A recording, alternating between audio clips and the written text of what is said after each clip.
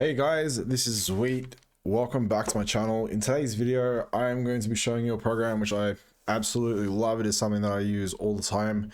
It is called Squad OV. Now, Squad OV is basically a VOD review. The way it works is you install it, you play the game, and then it will automatically upload all of your games to the program. So it's actually like really detailed. There's many things that you can do with it, including adding markers. You can share clips, you can share multiple things with your team, or whoever you like. Really, it's just a really solid program. What I'll be doing in this video is basically showing you some games that I play, some of the decisions that I make as I'm climbing up the ladder on my Shadow Priest. So jumping in, this is one of the games that I played today. So we are in the starting room. As you can see in the chat down the bottom, I have told my team that I'm playing Quick Dispel and not to Trinket unless it's an absolute emergency, because I will get the traps. So walking out, what we're going to be trying to do is try and kill Rogue, ideally, but really just whatever we can hit. I do notice very early on in this game that the Hunter is not playing the Feign Death Legendary, which makes him a pretty good target to kill. So we're just starting off with some poke here on the Rogue. I see that I can get a good fear on the Priest. He will have Forsaken's quite early, so we start to get damage out on this Rogue. Now, what I want to aim to do here is keep up as many dots as I can, ideally on that Priest as well, which I am not doing. Not the end of the world. It is not going to come down to the Priest dying. Now, we start to get some good damage on the Hunter. See how he Feign Death there, and it does not remove the Mind Games. That's how I know he's not playing the Feign Death Legendary. Now, we got so much pressure here. We are playing Destro Lock Shadow Priest. And what I'm going to try to do is just get those traps as fast as possible, because that's really all they've got, right? If the Priest pushes in and tries to get some CC on my Chamois, I know that he's going to drop Tremor Totem before he gets there, ideally. That's what he should be doing. Now, as the bomb goes down, I know I need to get in this bomb because there's probably going to be a link coming. The link drops and we can keep rolling our pressure. Now, this is a perfect time for a triple fear because they're all stacked. And then off this, I'm going to be looking to get a silence and a stun on the Priest so that we can get a kill on this Rogue. So big damage coming out on the Rogue. We get the Cloak of Shadows, which is awesome. Hunter is getting super low and Hunter drops. He was really just a casualty there. And this is the kind of thing that can happen when you're playing with Destro Locks. Anything can kind of just die. So that was the first game that I wanted to show you guys. So another thing about Squad OV is that you can basically save favorite clips, things that you like, things that you want to watch back, things that you want to show people. So that was one clip that I wanted to show you guys. The other...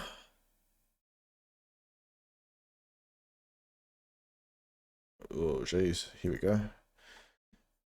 The other one was this clip. So it is a Destro Lock, Resto Sham, Shadow Priest, and we are versing a Ret Pally, Windwalker Monk, and a Disc Priest. Now, this is going to be super big pressure. I mean, I know here that they're not going to go on me, right? Whenever you're playing with a Destro Lock, they're always going to be the target. So I've done the risky, and I haven't taken Greater Fade here. What I'm going to do now is, because I haven't taken Greater Fade, I will get the Void Volley because I want to break up this opener with Void Volley. I have taken Quick Master Spell so that I can get any Hodges and any Fears. And I've also taken instant Void Form just so I can get as much pressure out as possible. So the Priest is dispelling a lot here, which is fine because it doesn't really have an effect on the game. I'm just trying to get out as much damage as I can, and I'm trying to peel these cooldowns a little bit. So this first set of cooldowns, our Sham used Earthen Wall Totem, so I didn't have to use too much. I didn't have to start MCing. I was kind of okay just to let the Sham do his thing, let the Lock use his Dark Pact. And this is kind of the point where our cooldowns will start fading, so I need to start mind controlling. Keep the guy mind controlled, break the damage up, and just be as annoying as possible until we can find a kill.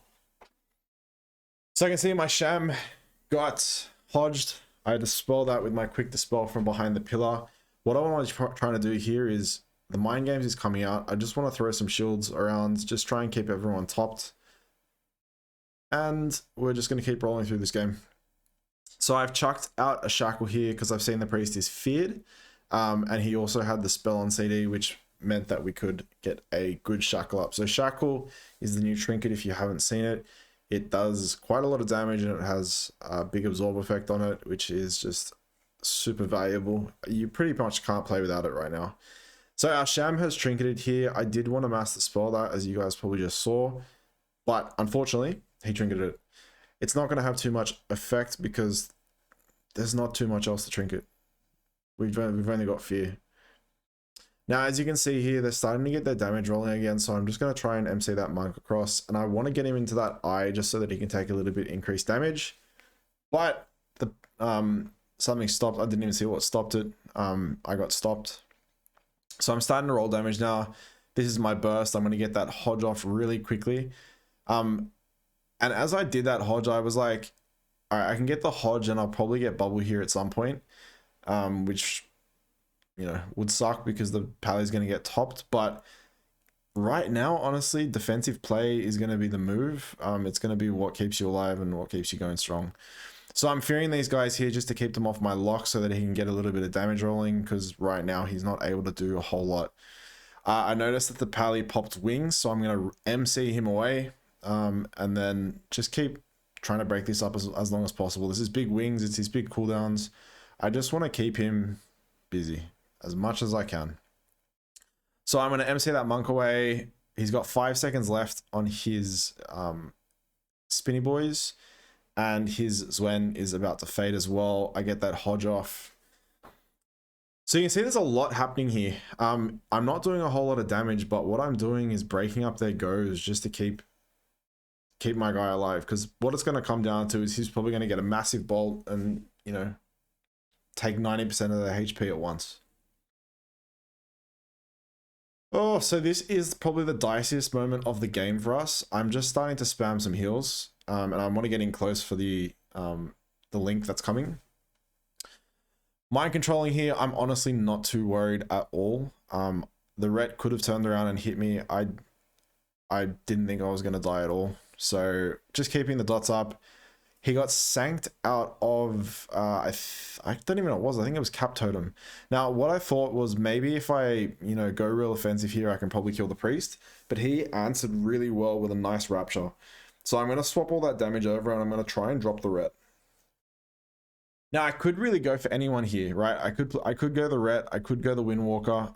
The Windwalker is a little bit more slippery than the Ret, which is why I tried to go for the Ret.